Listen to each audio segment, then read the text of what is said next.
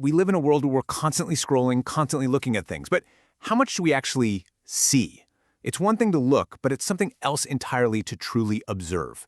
Today, we're going to crack open a guide that's almost 200 years old. But its advice on how to really see the world, well, it's shockingly modern. So let's kick things off with a classic mistake. This quote from 1838 just nails it. A traveler shows up in China, meets one guy who's had a bit too much to drink and one woman with red hair, and bam, he writes in his journal that all men in China are drunkards and all women are red-haired. It's hilarious, right? But it's also a perfect, sharp example of how quickly we can jump to these massive conclusions from one or two little facts.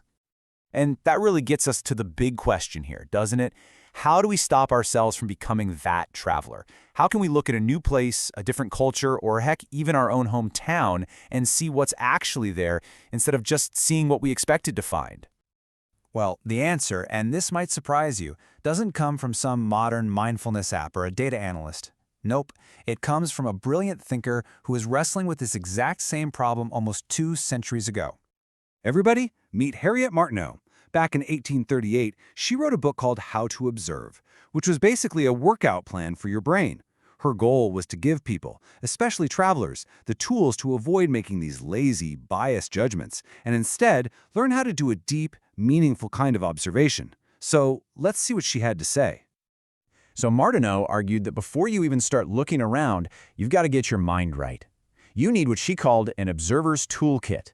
And this has nothing to do with what you pack in your suitcase, it's all about what you pack in your head.